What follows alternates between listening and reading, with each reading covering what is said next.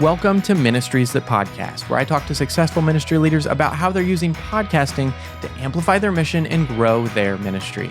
I'm Tim Hull, your host and owner of Sonomorphic, a podcast production company that specializes in podcasting for ministries.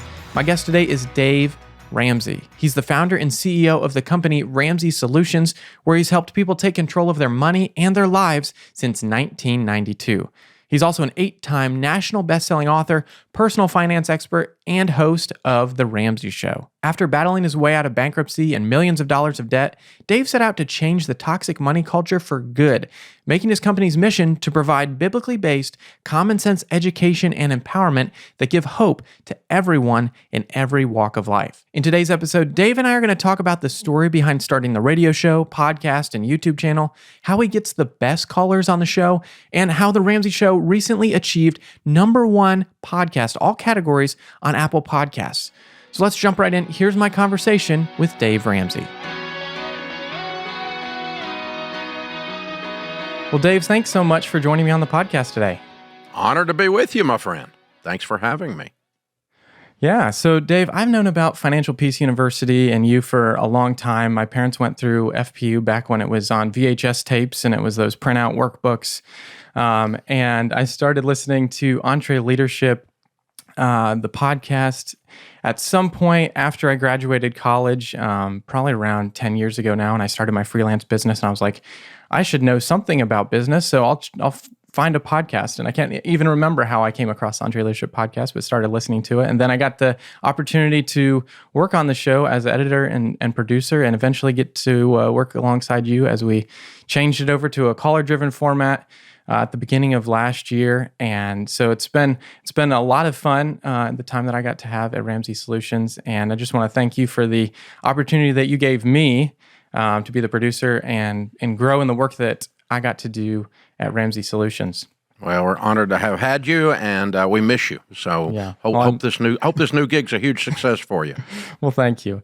And speaking of Ramsey Solutions, a lot of people don't know that it's more than a radio show. It's actually a $300 million plus top line business with around a dozen business units. But I think I've heard you say something like Ramsey Solution is a ministry disguised as a business. Is that right? Well, absolutely. I think, a ministry is just someone that helps people in the name of God. Exactly. And leads them to God. And so certainly that's the business we've been in. The fact that we're for profit does not disqualify us as being a ministry.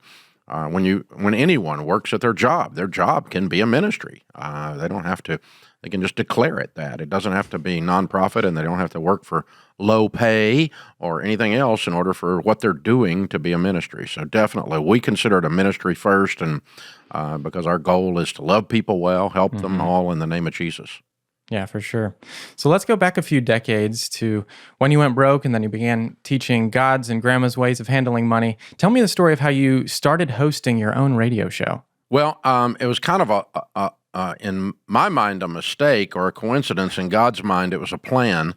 Obviously, when we look back on it, we can see His fingerprints all over it. But I was in a real estate club buying nothing down real estate, and I was in the process of going broke, and I was one of the officers in this club.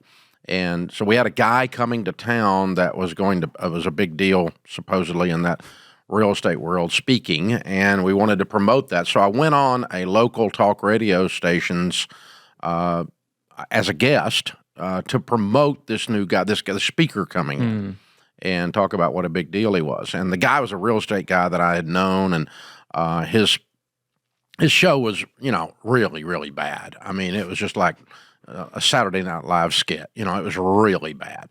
But it was, kind of as a broke radio station. They were in bankruptcy. And so we kind of ran out of things to talk about the guy coming. And he said, well, I know you've been helping people recently with this budgeting and stuff over at your church and helping people that are in financial trouble. Folks, if you're out there and you got any trouble questions, Dave can help. Call. And the phone rang. And he had never had the phone rang. It blew his mind. And so literally he picked up the phone because there was no phone screener. We went straight to whoever it was. They could have been anybody. Could have been the Unabomber.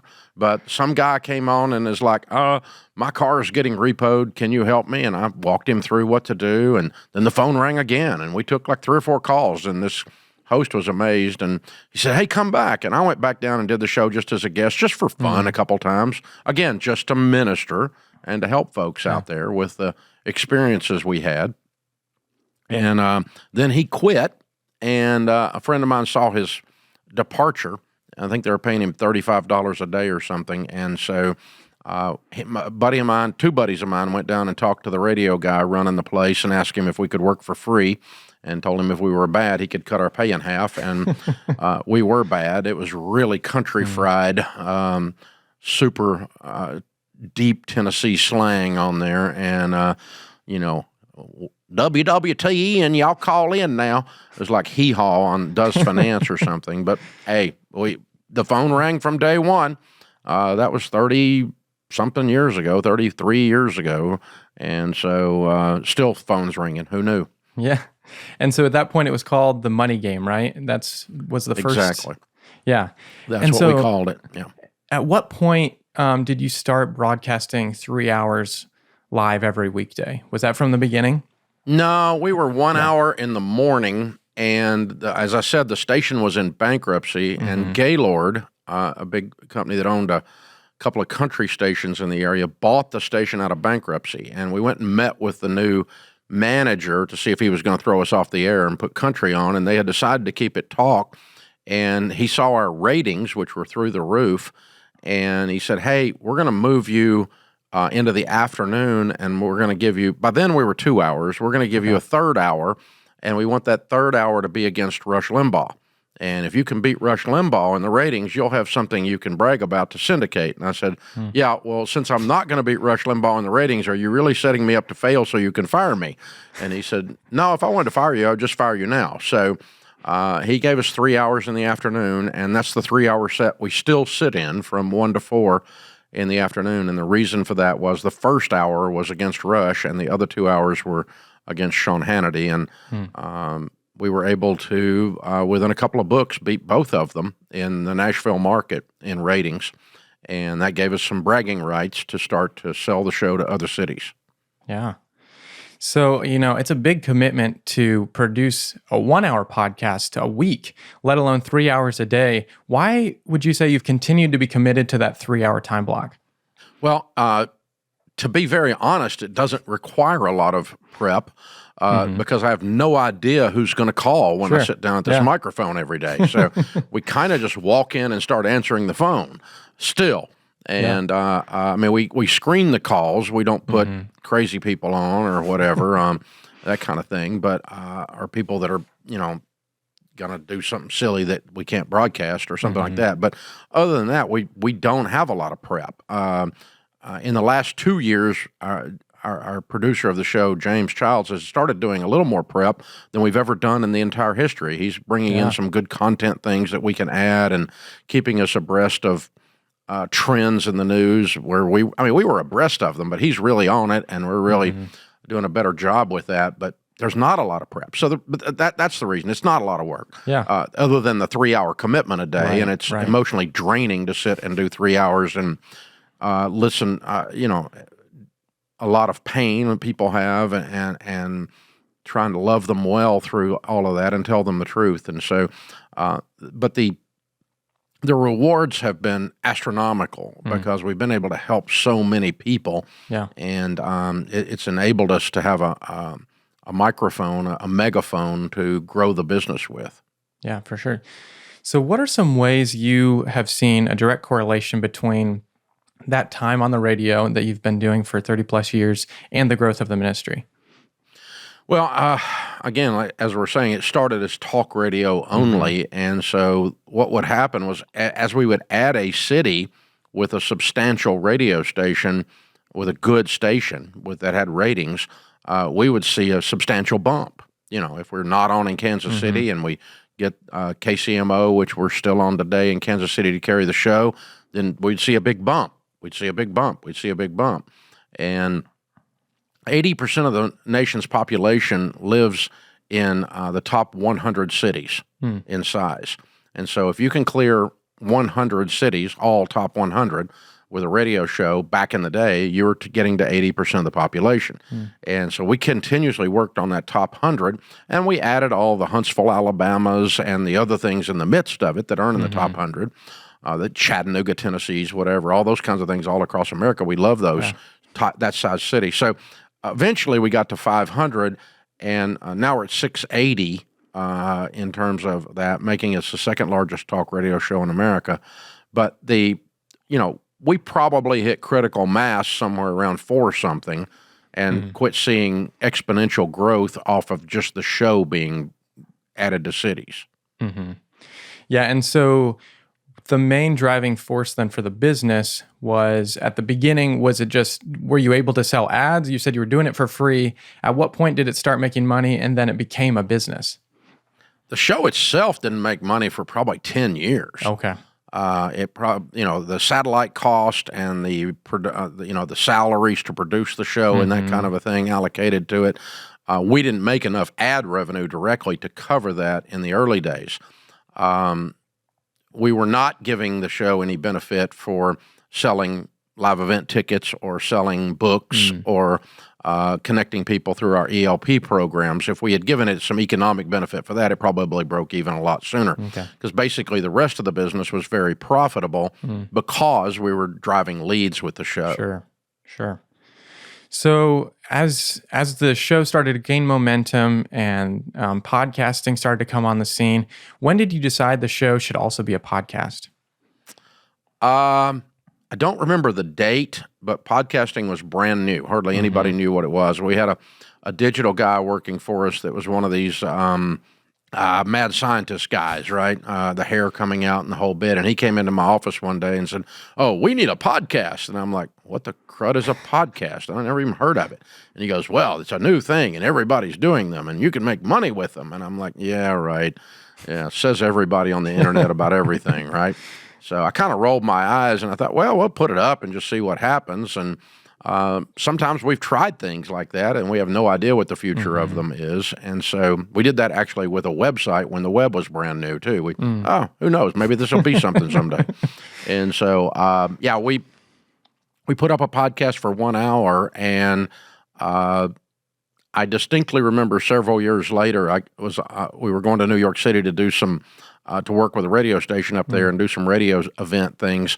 And our top radio guy, Brian Mayfield, was with me, and we're walking out of the airport, and he said, "That podcast is making so-and-so money." And I'm like, "You're kidding. Really?"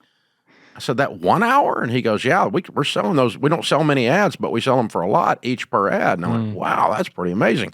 So the only question I've got, Brian, is why we don't have all 3 hours up and we make 3 times that much. And he said, "We'll do that when we get home." And so then it became a 3-hour podcast, but it was really not a lot of scientific business study on the whole idea. We put the 1 hour up, and just by word of mouth and the growth of the industry, the podcast industry, it took hold, and then we put the 3 hours up and they took off, and we've adjusted those over time and taken the ads out because radio has a lot of ads in it. Podcast doesn't tolerate. So we've dialed it way back and got all that. We've gotten a lot more sophisticated about managing the whole podcast process. Yeah, I saw recently, the 3 hours have been published for a while as our 1 hour, 2 hour, 3 every day. And then I think it was back in maybe August of last year that you started doing one episode that is about 2 hours long, similar to, I believe, what's going on with YouTube, that you're kind of condensing it all down into one show and taking out those ad breaks and taking out the other stuff that's additional. It didn't have ad breaks in it, but it was 3 distinct. To listen to 1 days of shows, you had to load 3 times. Right, exactly. And that was just a throwback from the way the talk radio was built. And there was no real logical reason for it. So once we realized it wouldn't hurt our podcast ratings, as a matter of fact, it actually helped them because the people have more of a tendency to listen through the entire 3-hour show minus, which comes out to be about 2 hours when you take all the talk radio commercials out of it. Anyway, so our completion rate went way up. and our downloads went way up when we took away those stupid breaks that were there for no reason. It was just a throwback from the old talk radio days. Yeah, yeah. So how has having a podcast, in addition to the radio, as you've seen that progress over the years, how has that helped you amplify your mission and grow the ministry of Ramsey Solutions? Well, we still work all three streams on the Ramsey Show very, very hard, and that's podcast, YouTube, and talk radio. Yeah. They're very distinct audiences. Different people utilize those three formats different ways. Yeah. The demographic of the listener viewer is different. The time they spend on it is different.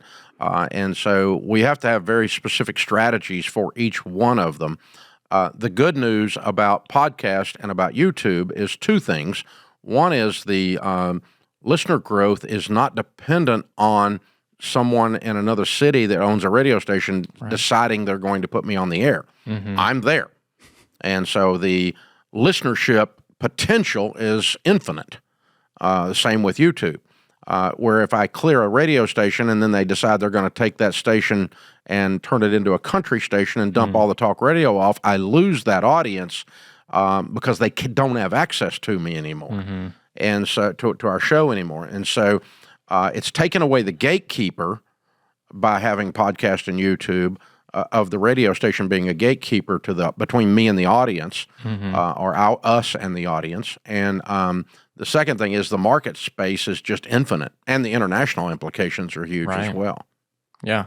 So let's dig into that a little bit. You mentioned that you're on 3 different platforms and that they all, people go to those platforms for different reasons. How have you been able to balance making a show that's engaging no matter where people are listening or watching? Well, it turns out compelling content is just compelling. Yeah. And so we get away with it, and always have. And it's the reason for the success of the thing is the Ann Landers idea that we read the Ann Landers column for her advice to someone writing in. If any of you are really old, you know who Ann Landers was. She used to have a column, and it was about life, and you would write into Ann, and she would say, well, ask a question about your marriage or something, and the rest of us get to be voyeurs and look in on this person's weird situation and Ann's advice about it. And it's entertaining. Humans are entertaining. And you might get some advice that actually applies to you, even though we were talking to someone else. And so that has continued to work. It's one of the reasons we flipped the Entree podcast to be caller-driven as well, because turns out that business owners calling in and asking me leadership questions of real-world situations is more informative and more entertaining than the latest book author who has an idea about leadership. And a lot of my friends write those books, and we've had them on the Entree podcast for years, and we won't totally abandon them there, but moving to a caller-driven format there has been a help. Yeah, for sure. So speaking of YouTube and some of the other platforms, with YouTube specifically, at what point you're doing the radio show, you had the podcast, at what point did you decide, hey, we're going to throw cameras in the room and put this up on YouTube as well? Sometime after the podcast, YouTube had a thing where they were finally allowing live. YouTube, when it was first out, was just recorded only. Right. Yeah. And so they had a live stream ability, and once we saw that, we went, okay, let's put it on there.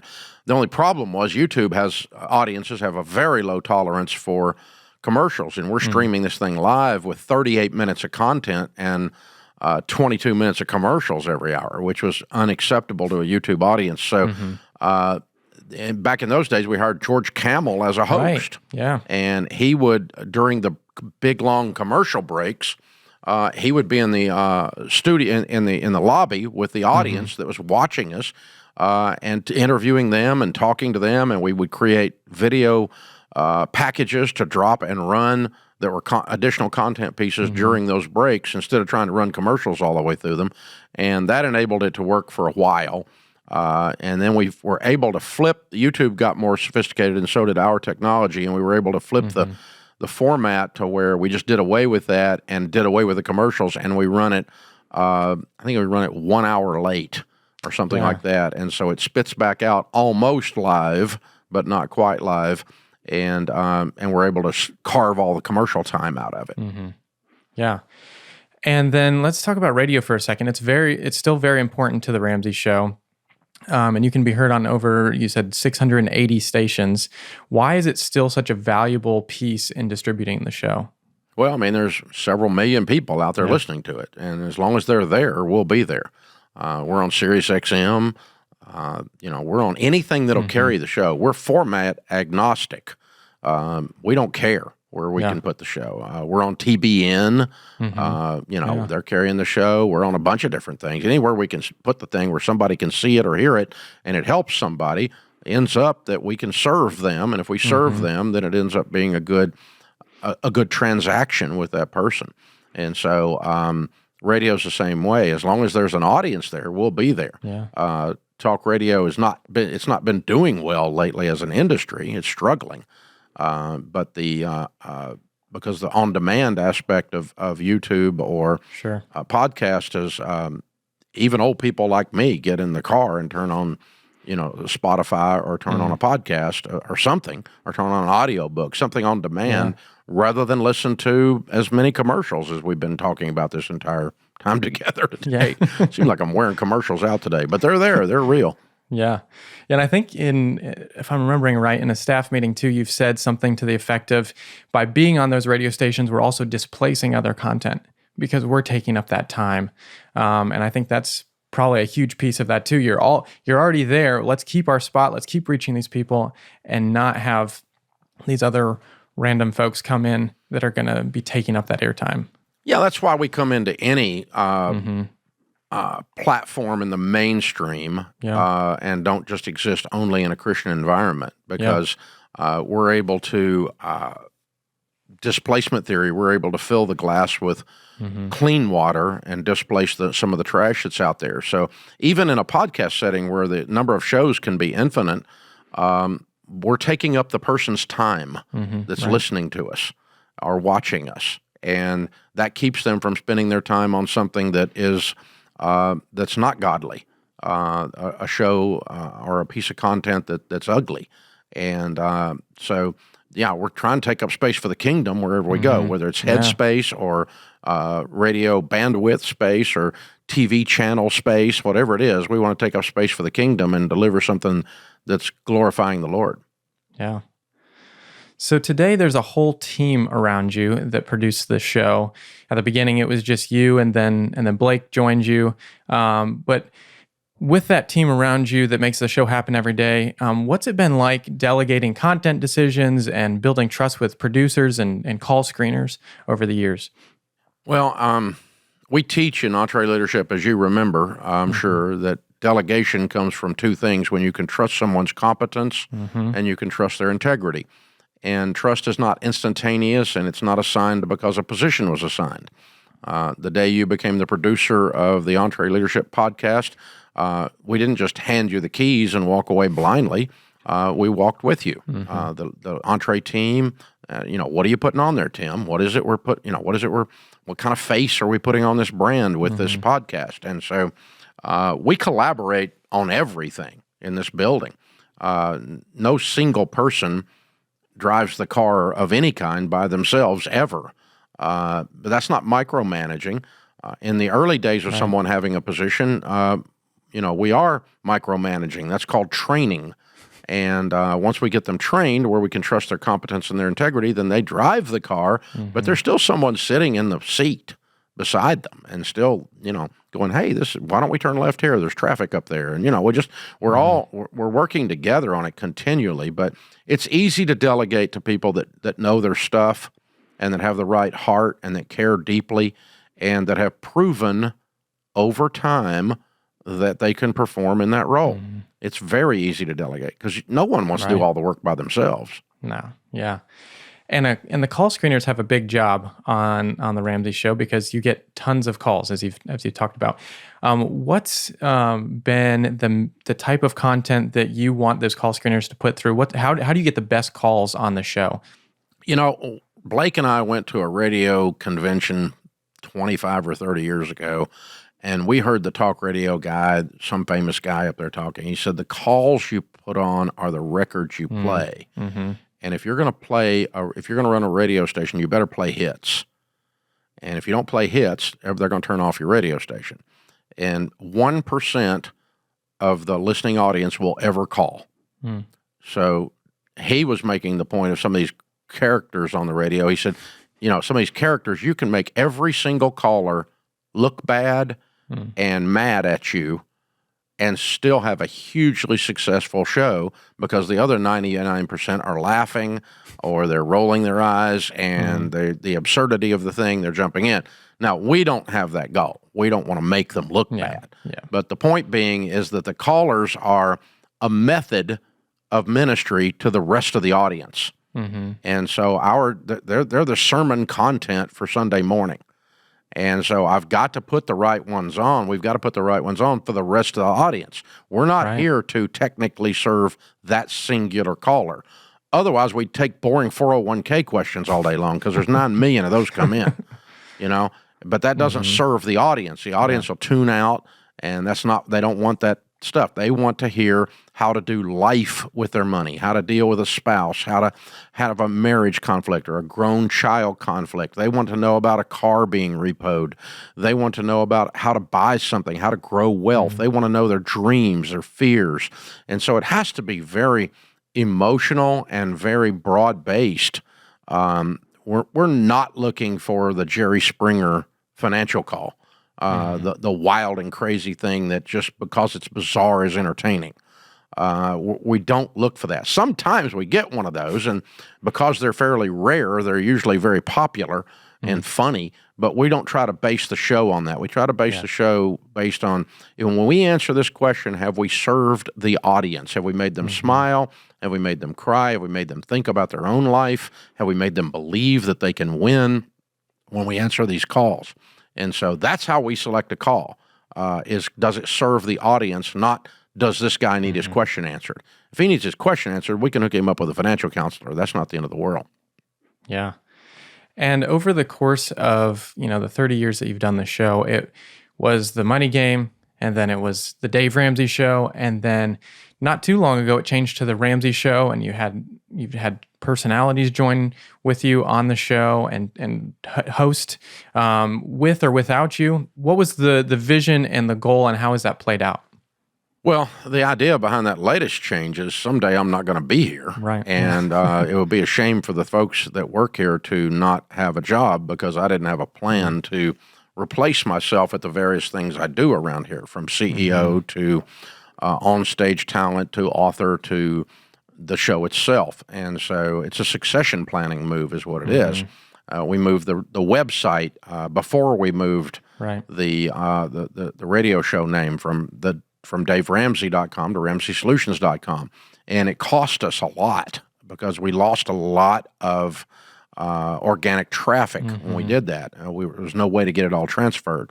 And so it's now back and then some. We're up substantially over what DaveRamsey.com was, but it took a while. But there was when there is no Dave Ramsey, DaveRamsey.com is not going to be real logical. So we've got to think through that, and none of us are getting out of this alive, so we need to figure out what's going to happen when we're not here. And that succession planning is what brought that about. So the strange thing was, on the Ramsey Show, we moved it from, we already had the hosts on. We put co-hosts on with me in the middle of the Fauci pandemic. And so we had co-hosts the whole time on that, and we just kept them. And I said, all right, let's just keep them, and this is because that's the way this is going to work, and then they can co-host together when I'm not here, and the audience will get used to them. They'll get better and better on the air, more entertaining, better to deliver the content, better to answer the questions, and they have. And so then we flipped the switch, and we didn't announce it. We didn't even tell the 680 affiliates that we were changing the name. We just changed it one day. And the weird thing was, hardly anybody noticed. It was kind of sad, but 2 radio stations out of 680 called and said, "What are y'all doing?" We told them, and they said, "Oh, okay." That makes sense. And there were a bunch of comments on YouTube, like, "Is Dave going to retire tomorrow?" Ooh, because the comments on YouTube are crazier than crud anyway. And so we got all that crazies, the YouTube crazies we call them on there. They all went nuts, but no one really noticed. which is a little bit distressing because I noticed that I wasn't as important as I used to be. It was personally a problem, but it was also the right thing to do for everyone involved, the listeners and our whole company and my family and everybody else. So we made the move and never looked back. And now the ratings are, oftentimes we see increases in viewership and time spent that are better when I'm not on the air than when I am on the air. The personalities are more than taking over the ability to carry the show when I'm not here. Well, that's great news for Ramsey Solutions. How does that make you feel? Less important. Probably the way I should have been feeling all along, but now I'm there. Now you're actually feeling it. Well, last month, The Ramsey Show hit a huge milestone by hitting #1 podcast in all categories on Apple Podcasts. Congratulations on that accomplishment.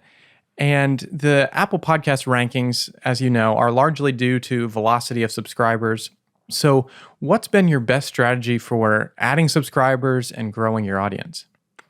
Well, we had a huge jump in subscribers to all digital formats, YouTube, and all types of podcasts, all the platforms last year, because we were very, very, very intentional about growing that. Yeah. And we jumped. It was about a 23% jump overall, year over year, which is a huge audience increase. Wow.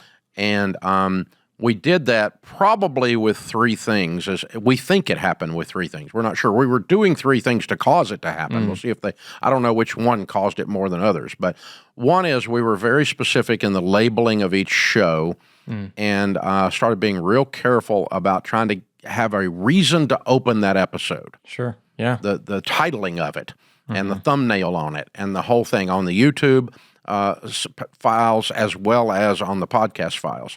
The second thing we did was, first time in the history of the show in 30 years, we actually did some marketing. We spent money trying to tell people that don't know we exist that we're here. And that marketing was pretty effective. Blake Thompson ran that initiative. And as you know, Blake's very smart and in that area. And the Ramsey marketers are very good at what they do. We just never pointed them at the radio show. We've always marketed books or marketed whatever, events or other things. And so the marketing actually worked. And the third thing is that we had a company-wide initiative, and the podcasts were no exception. The YouTube shows were no exception, was every single person, every single time, ask a customer now to share what we're doing. Yeah. Tell somebody what we're doing. We're asking them, we're trying to initiate our tribe to help us tell other people. Yeah. And so we started every day, we have a note in front of us to at least once a day on everything we're doing, say, please share the show. Please subscribe and follow the show. Please leave us a 5-star review on the show. All of those things affect the algorithm, and we appreciate you. If you want to say thank you to us, that's a way you can say thank you. Please share. Please leave a 5-star review, and please, please subscribe. Please follow whatever the format is calling for. Some of them have a share link. Some of them you have to cut the link and send it. But either way, so tell your friends about it. Tell your friends about it. Tell your friends about it. Tell your friends about it. And we had never asked anybody to do that. But once we asked them to, they start doing it. Duh. And so our audience is probably, my feeling is, and it's just a gut feeling, I have nothing to base this on at all, is that third one was the magic that drove us to #1. I think the other two things were important. Yeah. Blake thinks it's marketing, though. It might have been. But I think our tribe are wonderful people, and we said, hey, would you help us? And a bunch of them did. And them telling their friends about it because we asked them to, in one form or another, subscribing, following, sharing, rating, whatever. I think that's one of the things that did it. But those three things combined, some combination of those, some weighting of those three things is the only thing we can attribute it to. It is not random. It was a series of proactive things inside the organization here. Yeah, that's cool to hear how all those compounded together. Yeah, I mean, sharing person to person, just word of mouth marketing with podcasting seems to be super effective. So that totally makes sense, as well as doing marketing after not really doing a whole lot of it, those compounding as well as what you're talking about before. So now I'm in my 60s, but it's not unusual for my wife when we're at dinner with friends to go, ask two questions. What podcasts are you listening to? And what Netflix shows are you watching? And that's how she gets her information, from somebody at dinner. Yeah. And then they share, be it not digitally, but they share in an analog manner and tell you right then, hey, we're watching this or we're listening to that. And that's how we found out about Yellowstone. It wasn't because someone's marketing. Yeah, yeah. So now that you've been doing the radio show for over 30 years. What are you excited about for the future of the Ramsey Show and Ramsey Solutions as a whole? Well, I'm really excited that the audience has embraced, and our numbers are up when the Ramsey personalities are on. That means that this is sustainable when I'm not here. I'm not planning on going anywhere, but that's very sustainable. I'm very excited about that. There's a lot of really good opportunities in the digital realm for us to open up what's the next podcast? What's the next YouTube? Yeah. I mean, both of those things were in their infancy. We were early adopters on both of them. And so, as I said, we're platform agnostic and always have been. How can we get the message out? How can we get the message out? How can we help somebody?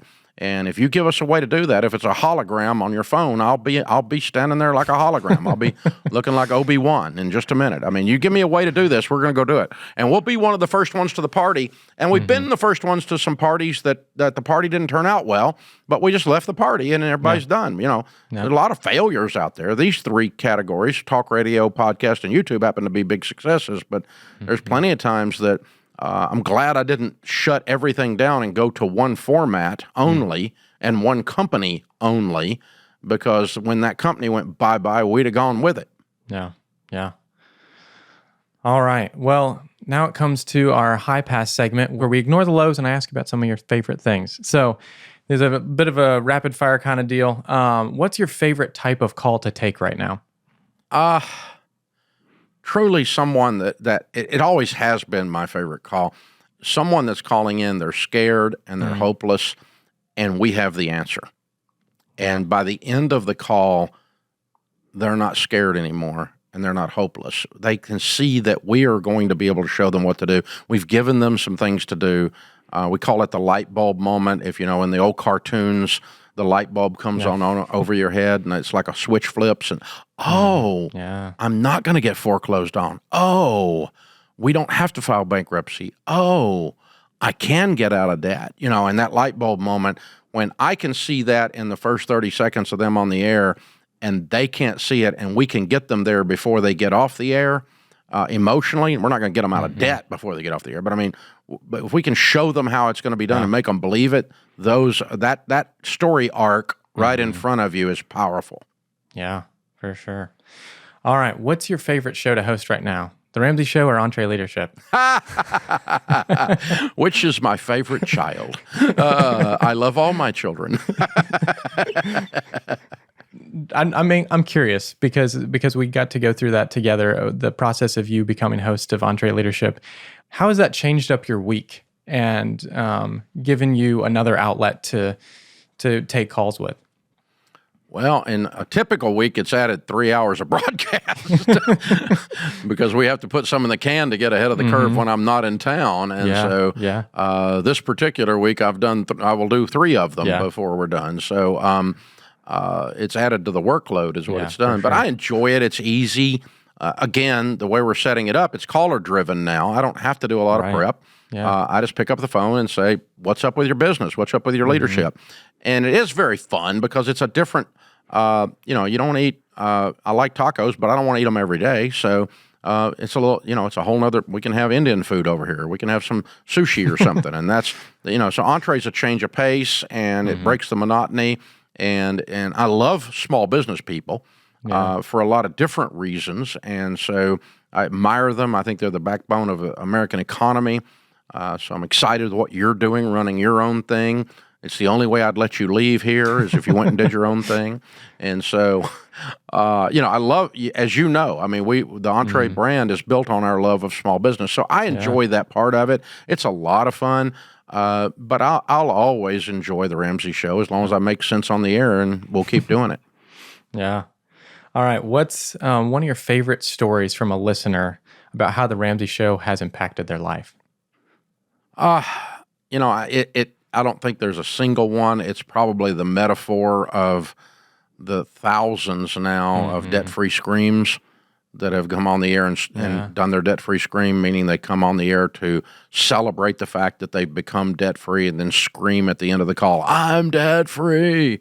And the different stories we hear doing that. I've been doing this a long time, and still almost every week one of those gets me teary-eyed. With the human spirit and what they can overcome when they're willing to sacrifice. No discipline seems pleasant at the time, but it yields a harvest of sacrifice. What the human spirit is willing, it can accomplish when they believe, when they have hope. Hope deferred makes the heart sick, but when desire comes, it is the tree of life. I mean, these biblical principles unfold right before your eyes about hope and belief and the power of someone's spirit. And humans we're just weird. We're very fragile in that a lot of things can wound us in the spirit, but but also our spirits are very resilient in that we can overcome an amazing amount of things when we believe we can. And so plugging into those folks and watching people do that, and the face that they have when they're doing it, and the marriages, the way they look at each other because they went and won together, that'll never get old as long as I'm breathing air. Yeah, for sure. So what's your favorite ministry podcast to listen to, or what's your favorite ministry that you wish had a podcast? Oh, wow. I pull up a lot of pastors and listen to the sermons around. And again, I won't pick on some of them by not saying their name because I might forget it. But I enjoy listening to good sermons and any of the pastors. I always listen to my friend Craig Groeschel's leadership podcast. He and I have been friends a long time, and his leadership podcast is incredible. It's not his primary, but he enjoys the leadership subject as I do, and we've spoken together many times. And he has some great guests and some great content there. I seldom miss that one. It's not a ministry, but I listen to my friend Mike Rowe all the time. I like his stuff. He's got some really good long-form interviews. So I'll throw those two in there. But, lots of pastors and preachers around that I'll pull up periodically and listen to. Some are better produced than others. Some are hard to listen to because they do such a crummy job putting it together. But the content's good. Yeah. And so, I think if I was going to wish anything, I would just wish for more excellence in the building of the actual podcast so it sits in front of me easier as a user. Yeah. All right. Well, as we close today's episode, Dave, what advice would you give to somebody that's a radio host or a podcast host that wants their show to outlive them and continue to be a driving force for their ministry for years to come? Well, you got to have a replacement plan. I mean, you've got to have a succession plan, whether it's on the air or off the air. And if you don't have a plan, it's going to get real quiet when you're gone. That microphone's going to have nobody sitting there. So that's going to mean you're going to share some of your ego, and you're going to share some of it's an act of humility to have the nobility to look into the future and say, I'm not going to be here, and it's important that this thing continue for the sake of other people. And that means you're going to involve someone else. And so it's going to involve things like name changes and sharing time on a microphone and otherwise, because the guy that just steps in or the gal that just steps in after the founder leaves has a very low, if they just walk in for the first day after that, has a very low success ratio. If the pastor dies and the first time the replacement pastor steps in the pulpit is after his death, or if he quits cold or gets fired cold, and the first time you put someone in there, but he's been there 30 years, you put him in the pulpit after that success ratio is very low. A gentle, gradual handoff over time allows the audience to adjust and accept and even embrace the new person coming into that microphone, whether it's a pulpit or a podcast, a radio show, whatever it is. And my friend Rush Limbaugh is an example of that, passing away a couple of years ago. He just left a tremendous void. There was no handoff. There is a handoff. I mean, two guys are doing the show, and they're doing a nice job. They're good guys. Both of them are good.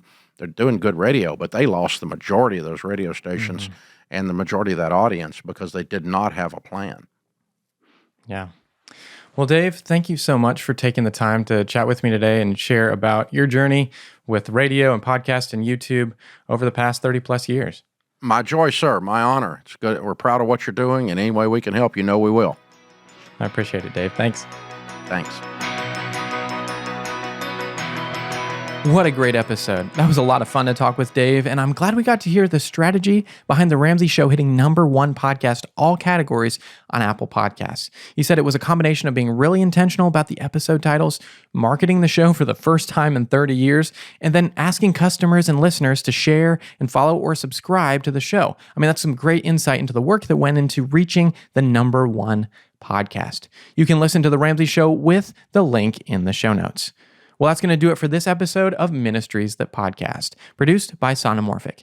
If you enjoyed today's episode, text it to a friend or share it on social media. Together, we can help more ministries grow and thrive through podcasting. And if you haven't already, follow or subscribe to the podcast so you don't miss out on the next episode, and leave a 5-star review while you're there.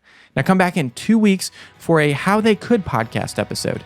I'll be talking about The Chosen, the first ever multi-season TV show about the life of Jesus seen through the eyes of those who knew him. Their YouTube channel has 2.3 million subscribers. They have a community called The Chosen Insiders and held a live event, ChosenCon, in the fall of last year, but they don't have a podcast. So I'll be unpacking my podcast strategy for The Chosen and why it'd be a huge value for consistently engaging with their loyal audience.